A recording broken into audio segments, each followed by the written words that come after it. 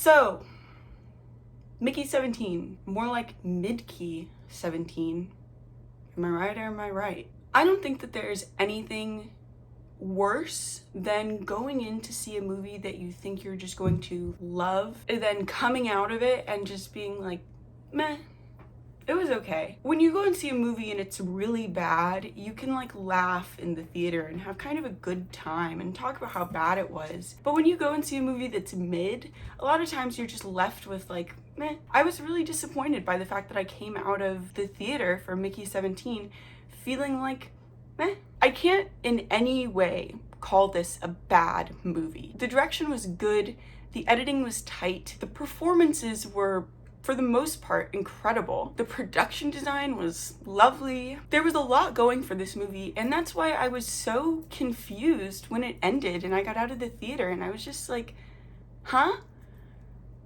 That's it? I want to go through this movie loosely chronologically and then kind of get into the meat of what I didn't really like about this picture and why I thought it was kind of meh.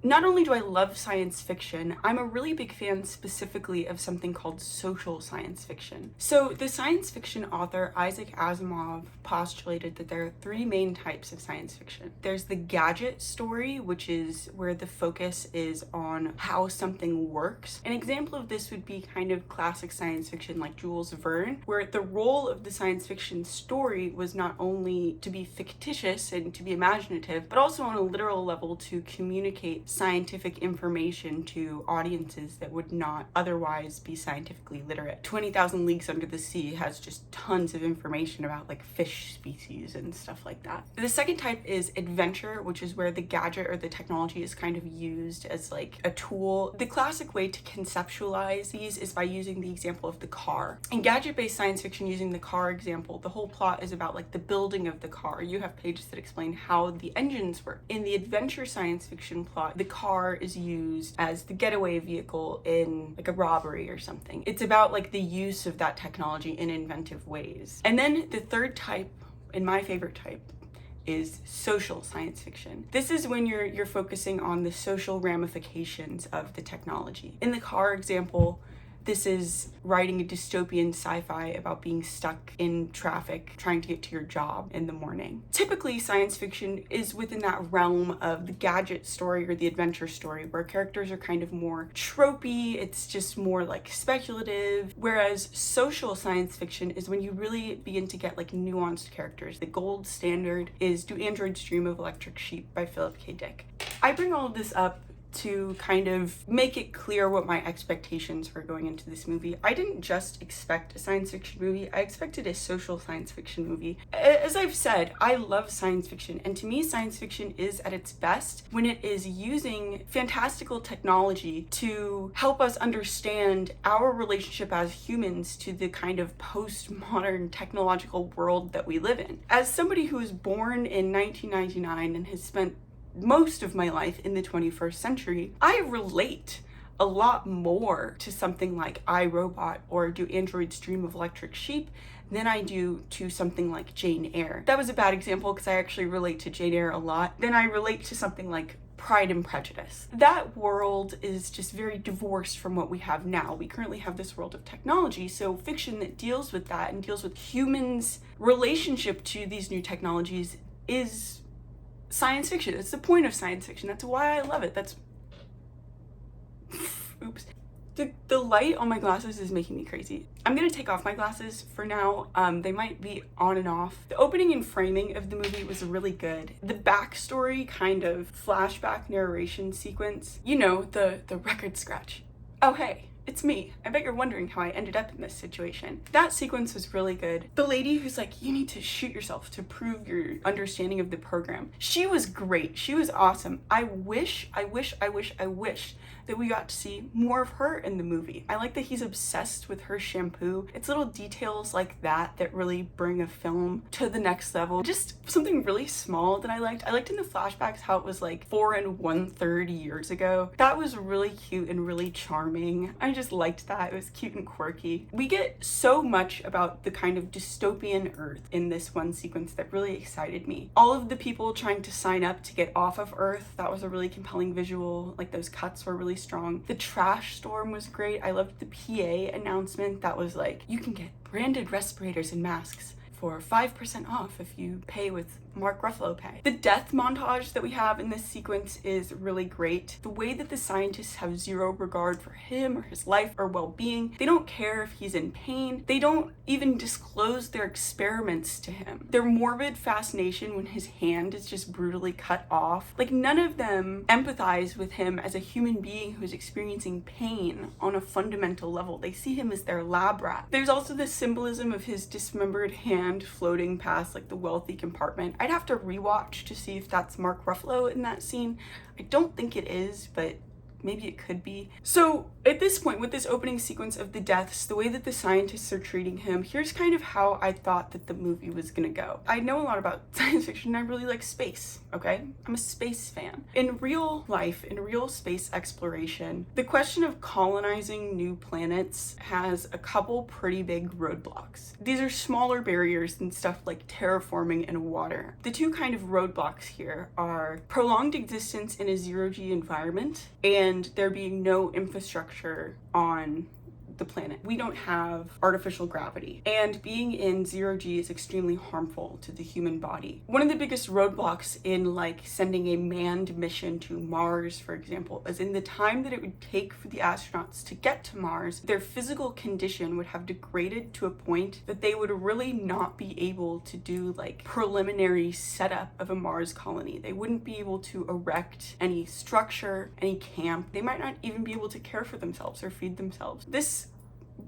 kind of compounds an issue because we don't yet have, you know, the type of ship that they have in this movie that can take off from orbit and then land on a planet and still kind of function as a building, I guess. One of the proposed ways to get around this in like space speculative science is by having like rovers or semi-autonomous or autonomous robots go first on like an unmanned mission and erect a basic structure, get kind of basic colony things going, and then manned missions come. The issue is that we don't have advanced enough robots, either like actually like mechanically advanced enough or autonomous enough to do this. It's like, on one hand, sure, you can do what was ultimately done in this movie and hand wave the artificial gravity and just have the ship land and be where they live. But also, like, imagine if Kubrick and Clark had just been like, oh, let's hand wave artificial gravity. Then we wouldn't have those gorgeous, like,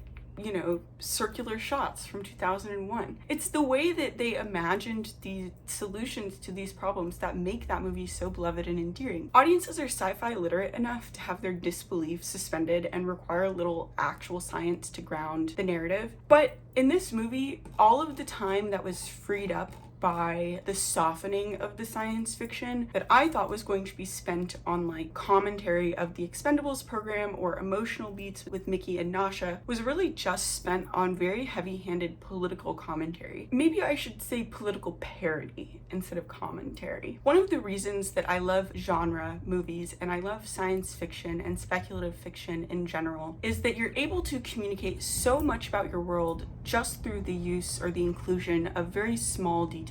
We get so much about this kind of dystopia of what's happening on Earth really quickly in this sequence, but we really don't get that much later on.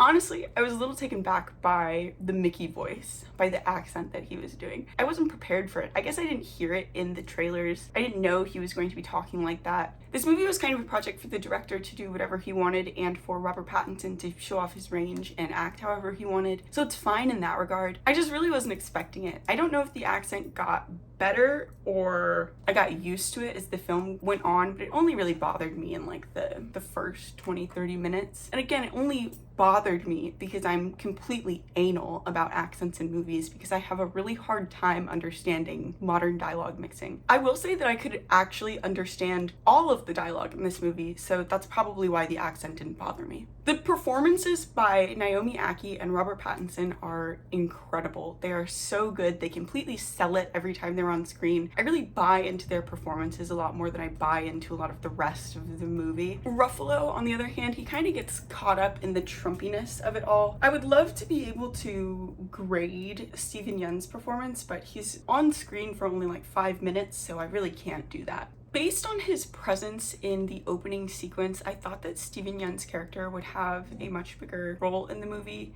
I thought he would have more screen time and be more important, but he really wasn't. That's not really a negative. I don't know that I liked his character enough to wish that he had more screen time. I was very confused by the presence of this drug, Oxy, in the film. I'll talk a little bit more about that later.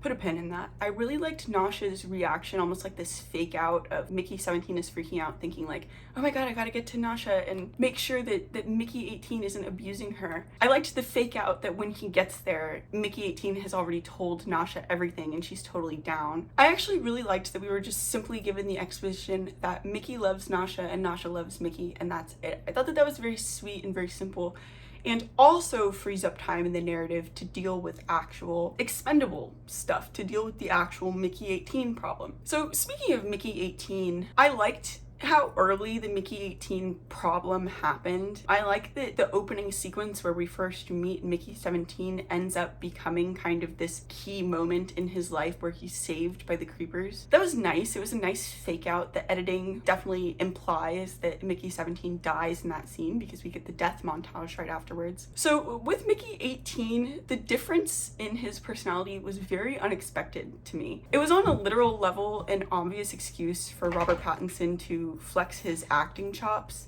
and the resulting like action sequence where they're trying to kill each other was largely uncompelling to me and just a total waste of time. It went on for too long. It really didn't contribute anything. It's not setting up that the plot of the rest of the movie is like 18 is trying to kill 17 or something like that. After this scene, they end up working together more or less, so it's just kind of weird that we spend so much time on this. So there's a couple of different ways to kind of interpret this choice to make the Mickeys have different personality. It's kind of like this nature versus nurture idea, kind of like the information that is uploaded into each Mickey's brain is processed just a little differently, and that changes them. So that's kind of like the nurture idea. They're biologically, chemically identical, and they just get the same information and they just react to it slightly differently for who knows what reason, and that creates these like minute personality differences. That's kind of what's referenced when he says that Nasha said that all the Mickeys have been different. But then I started thinking, like, on the nature side of things, like, can the same memories be uploaded really account for that different of an outlook on life, or that different of a personality? What if the Mickeys are printed slightly differently, like on a chemical level? If that's the case, these two Mickeys seem different enough that the whole premise of them being the same person kind of implodes. Nasha implies that each one has a different personality, so are they not then individuals? It's kind of like a Never Let Me Go situation, the book by Kazuo Ishiguro, if anybody has read that. All of this drama of are multiples individuals, are multiples the same person, or are they different people because they have personality differences, which is rich enough for a whole movie to be based on, is immediately washed away by the fact that all multiples are totally deleted. The in-universe justification given for multiples having to be totally deleted is not strong enough to really be believable. The commentary delivered in this flashback is like good, I guess. I mean, it was done in American Psycho like 20 years ago. It's not really fresh. It's correct, I guess. Actually, thinking about it, is it even correct? The idea that this guy would clone himself to commit crimes is just whatever. Wouldn't he be like cloning homeless people and like trying to combine their genes together and like create a chimera, like Fullmetal Alchemist or something? I don't know. All of this tension of are they individuals or are they the same? What's gonna happen now? It's all just immediately sidetracked by Mickey 18 just deciding that he wants to kill Ruffalo Trump and then going to kill Ruffalo Trump and then that becoming the rest of the movie. This sort of thing kind of happens a couple times. Like the creeper plotline is established very early on, but then it's just like shelved until the ending, at which point it becomes the entire story. I was a little confused by them, but I'm thinking that we're going to get some nice parallels. Like, we're going to get the scientists experimenting on these harmless things and have like Midckey be able to communicate with them and see them as sentient. Essentially, it'll be Midckey recognizing the sentience in these creatures in a way that the scientists don't recognize the sentience in him, and realizing that experimenting on living creatures is wrong, no matter if they've signed up for it. Or I'm thinking that we're gonna get some like James Cameron Avatar 2 style like whale goo extracted from these things. Something that makes this kind of allegory of like the scientific greater good abundantly clear. But we didn't. So this film is deeply, deeply touching. I was moved to tears. I cried when Nasha goes in the tank and holds him as he dies. But Midckey 17 is trying to be like 3 different things at once, and in doing so, it really doesn't execute any of those things well. A really interesting point of comparison for Midckey 17 is the Terminator, like James Cameron's Terminator 1. I randomly watched it the day before I saw Midckey 17, and it actually is really interesting as a point of comparative analysis, because the Terminator is one thing. It knows exactly what it is. It has a very narrow scope, and it fucking perfectly executes on its promise. The Terminator is an action movie about an unstoppable killing machine named the Terminator, who has come to kill this woman, Sarah Connor. The goal of the movie is to stop the Terminator from killing Sarah Connor. That's it. That's really it. We get a little other info, like where did the Terminator come from? Why is he trying to kill Sarah Connor? But we're just given enough to really understand what's happening and to experience and enjoy what the movie actually is. It's a movie about the Terminator trying to kill Sarah Connor, and in the movie, the Terminator tries to kill Sarah Connor. It perfectly delivers on its promise. Midckey 17, to me, had the promise of being a social sci-fi movie, but this film just can't decide if it wants to be a character drama or like allegorical social sci-fi or like a parody of current political figures. And it does each of these just enough to dilute all 3 of their impact. If I had to narrow down the thing that I disliked the most about Midckey 17, it would be the Trump character, who I don't remember the name of. I'm going to be calling him Trump/Ruffalo, or Truffalo for short. This character was, for me, by far the weakest part of the film. But before I get too negative, I actually want to say a couple things that I liked about Truffalo. So Ruffalo getting fatter throughout the movie was a really nice touch. Caloric surplus. No. His wife controlling him was another kind of nice touch, but that really didn't stick the landing. Ruffalo actually does a pretty good job for most of the film, like performance-wise. I don't feel like his performance really is like a Trump parody until the end of the film. Actually, in the end of the film, I really like that shot where they like light him from below to film him.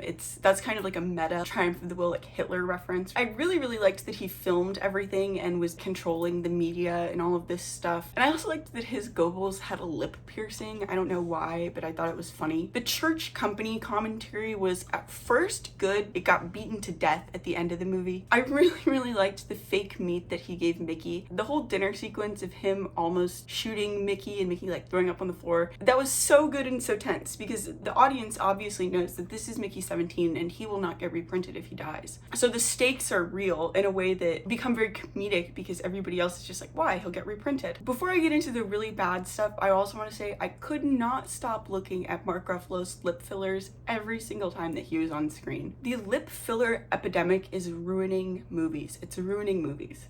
To actually get into and understand what went wrong with Mark Ruffalo's character, we have to take a few huge, mega, big steps back. So earlier I talked about the different types of science fiction: gadget, adventure, and social. Generally, the best sci-fi has political and social commentary that is informed and enhanced by the technology in the movie. In this movie, that is the concept of Expendables. Early on, we are told that Expendables are banned on Earth, that it is a new experimental technology that is being used on a trial run in space for space colonization. To me, this pretty clearly one-to-one lines up that the Expendables as a technology is a commentary on how scientific progress for the greater good, relies on inhumane methods. Yes, it is a class commentary, but it is a deeper commentary than merely class, because expendable technology is not being used on Earth, but for experimental scientific reasons in space. It becomes an explicit critique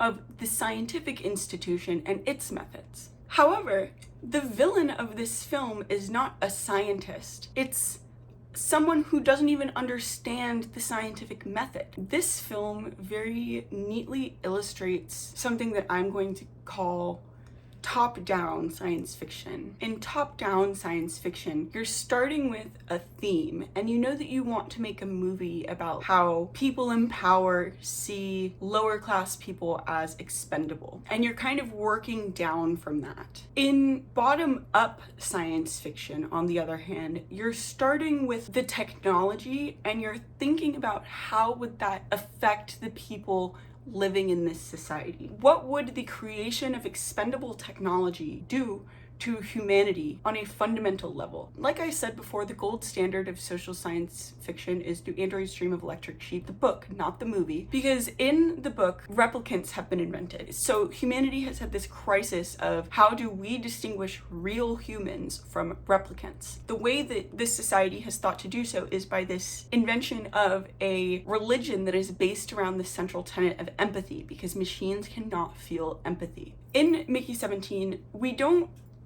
really think about the actual reality of the expendable technology very much at all. Like, why make this not only a science fiction movie, but specifically a movie set in space, if there's no willingness to engage with the science fiction aspect of it in any way? This expendables technology could have been used on Earth, and I feel like the plot as presented by the film, with this kind of Trump parody villain, would have been a lot stronger if it was on Earth. The narrative makes it clear that this is like the first human colony, and I don't buy that the first human colony on another planet is going to be spearheaded by someone like Trump or Elon Musk. I suppose that's the commentary he's trying to create, but it just really doesn't work for me. Think about if Midckey was building something for like Trump and his elite cult to eventually come to. That's a different story. This is the first human colony, and it's not a team of like 2 scientists and like 4 expendables that went to like build the structure, build the colony, and then the upper class people come. It just seems like such a missed opportunity. Make it so that like Midckey and 1 or 2 other characters are expendables with like a few scientists and maybe a robot, because then you can have like the robot be really valuable because he's made of titanium or something, and then the expendables are like the robots that do like the manual labor. That's a nice little inversion and some more commentary.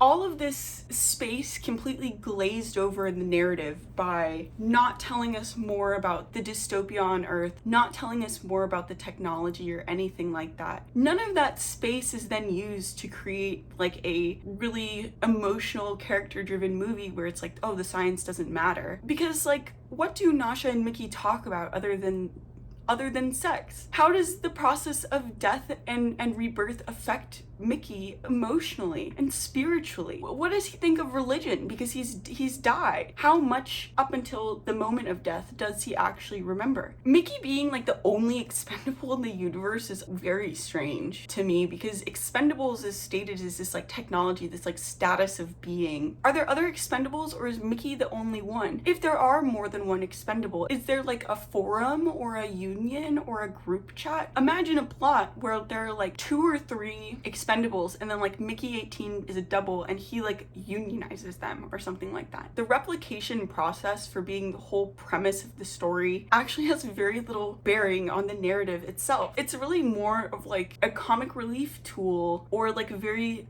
surface level commentary and a chance for Pattinson to show off his range than it is any meaningful critique. The premise of this movie is so rich, and it implies such a meaningful commentary, but it never is actually delivered upon because the runtime spends so much time dicking around with the Trump character. I don't buy that these characters signed up for this of their own free will. If this were a scientific mission funded by Truffalo, that would be very different, because then all of these characters could be believing in like the expansion of humanity, the scientific greater good. Script doctor time, really quick, script doctor. Have this movie be a scientific mission funded by a politician, not his mission. That way it exposes how scientific knowledge is funded by and created by people with political agendas. Ooh, commentary. Because Truffalo is running this like white supremacist cult and we need all of our characters to be sympathetic, none of them can be shown agreeing with Truffalo. They're all just shown hating him, which is just a very one-note conflict. It's boring, and it's very boring that that's the conflict that anchors this movie with such an inventive and creative and deep, meaningful concept. The stuff that we see in the beginning of the movie is really cool and tells us a lot about the state of Earth. I really liked all of the visual storytelling, all of the details in that scene,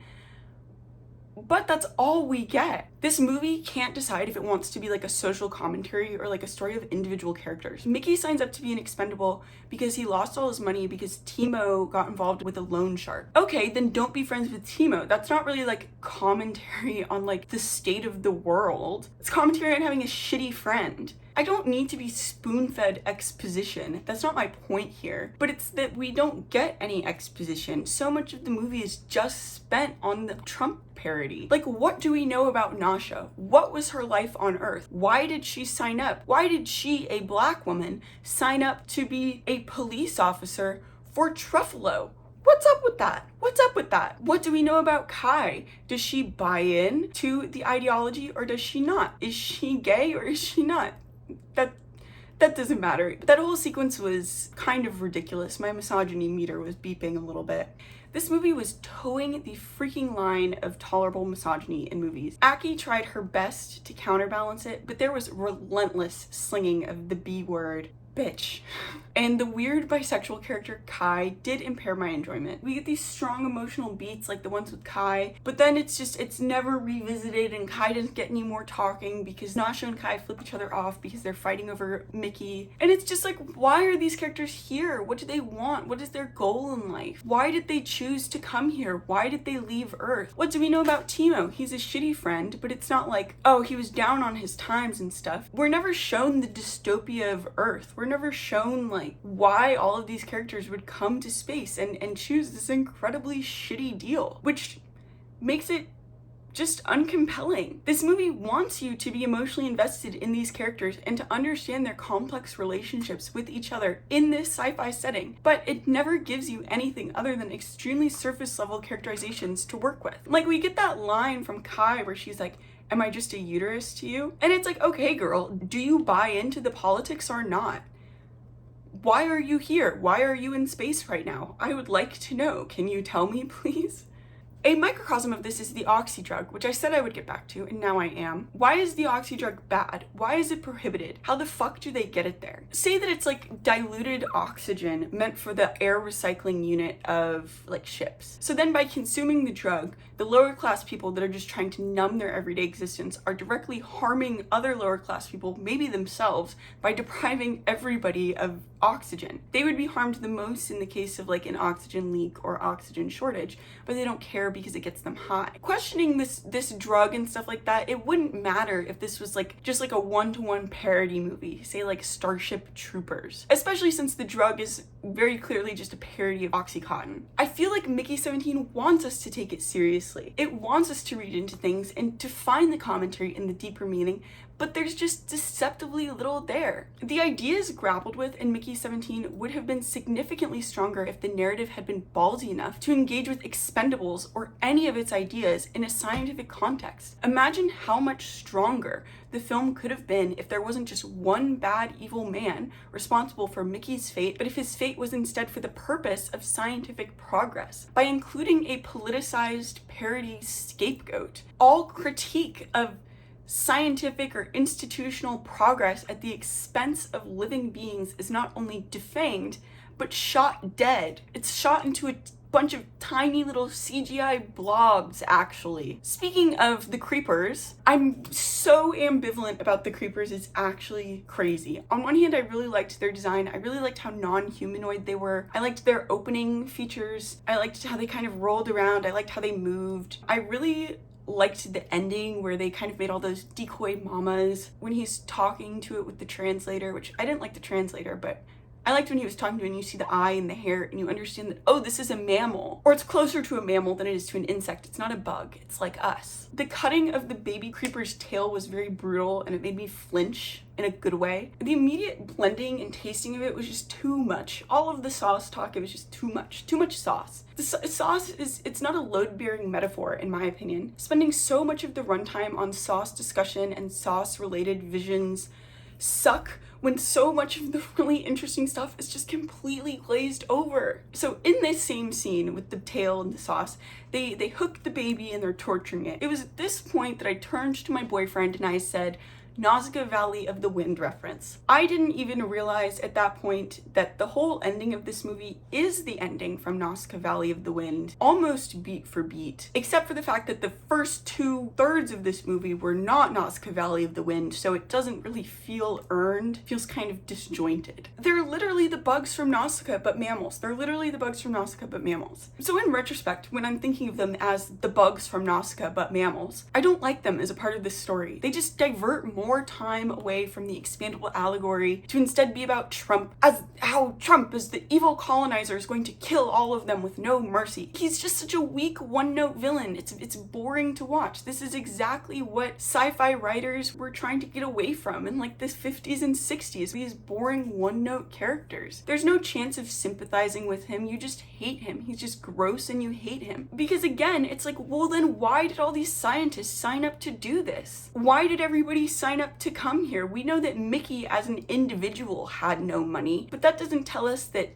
the economy is really bad on Earth or anything. This story wants to be a social commentary, but it is so wrapped up in just the actions of individuals that it shoots itself in its own foot. Everybody on the ship, every character in the movie, everybody on the expedition, everyone who sees no issue in Midckey's job is in some way complicit. They believe he signed up for it and is therefore fine. He's an expendable. It's what they're for. None of the characters are developed to the point that we're able to say if they give a shit or not. They're all just nothing cardboard cutouts that exist while Midckey has his completely self-contained individual drama and Trump has his completely self-contained individual drama. The inclusion of Ruffalo's character and the politicization of the exposition implies that the expedition fails because of the stupidity of one moronic man, which then implies that the human rights violations carried out by the scientists in the rest of the movie were done by scientists that were just following orders. The scientists who experiment on Midckey are not once held accountable for their own role in his torture and how they dehumanized Midckey by believing his pain was for the greater good. What about the people who developed this technology? What about the committee who approved it for space use? What about the crazy lady at the start? That crazy scientist who wants him to kill himself? That was great. Where did she go? None of them are in the narrative viewed as being complicit in Midckey's fate other than Trump, who, to be honest, didn't even have that much to do with it. Ruffalo didn't make this technology. He doesn't know how it works. He doesn't care. He's not the fish to fry here. He's a political opportunist who seized it for his cult. And by focusing on the cult and being like he's a bad guy for using that technology for his cult, we're completely missing everybody who made it, the committee that signed off on Trump using this in space, all of the people who actually did torture Midckey, all of that is just waved away because Trump is bad and if you kill him, everything is okay. The narrative sets up a really high stakes ending, but it fails to stick it. The pacing just suddenly grinds to a complete halt to depict like the scene in the control room and the scene with Ruffalo, Triumph of the Willing, and the scene with Midckey out there. It's just, we're all seeing it simultaneously. We're getting all this new exposition about like, oh, the creepers have language and stuff by this scientist. This woman scientist is the same woman scientist who like let Midckey fall out of the printer twice. She's been shown as negligent and not caring about the torture and death of another human being. But now she like cares about this little creature and she has created a translator. The translator completely shattered my suspension of disbelief, by the way. I know that that's a nitpick, but I feel like let's have Midckey relay this information to maybe this female scientist character earlier on in the movie and have her working on it throughout the narrative in the background. So that it's not like she cracked an alien language in like 1 hour. And then also maybe he can talk to her and she can like ask him if he's okay and maybe show that the scientists aren't all evil and do give a fuck about him. But they don't give a fuck about him, which makes me think that they are evil and they do just see him as like and expendable. This movie just toes the line of being really, really good, but it never quite gets there. It becomes a movie about one bad man who is evil and how killing him will save the day. That's not only devoid of any complexity, it's a really bad critique of what this movie sets out to critique. By not only including this expendable technology, but specifically having it used for the experimental first human colony in space, makes it a direct commentary on how progress, scientific and political institutional progress, does not give a fuck about the people that it tramples, as long as the guys in power get to put their name on a plaque. There were elements of that in this film that were kind of leading there. Not only did they never quite get there, the second half of this movie completely undercuts everything good about the first half. So obviously, that ended abruptly, and everything's different now.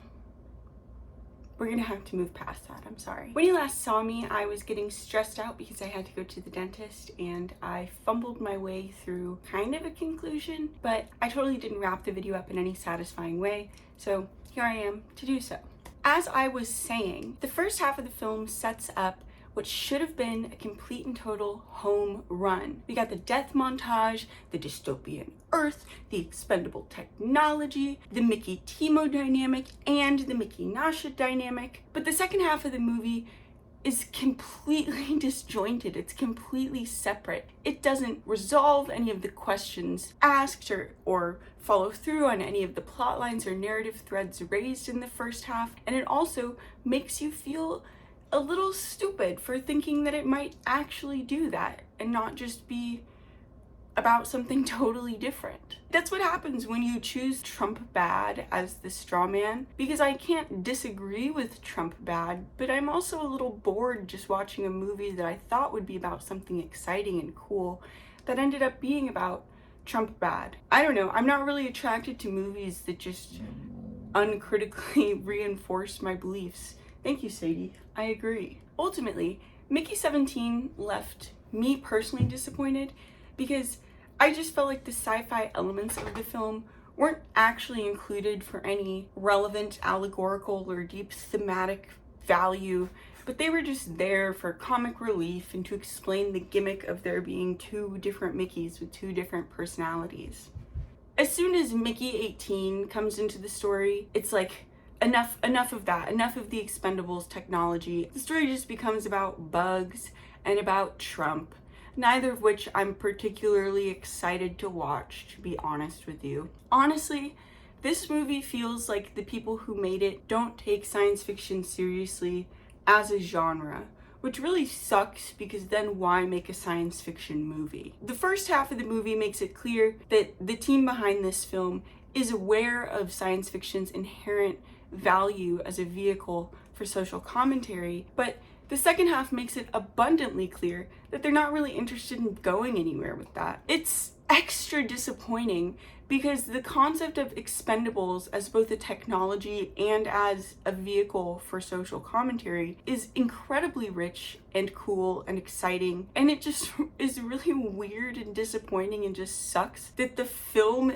it's in doesn't take it very seriously. The thing is that it is so abundantly possible to make a fun blockbuster science fiction movie that also has actual thematic and allegorical value and like social commentary. One of my favorite movies ever, I'm talking all-time faves, is Total Recall, like the movie with Arnold Schwarzenegger. I'm sorry that I mentioned 2 movies with Arnold Schwarzenegger in this video.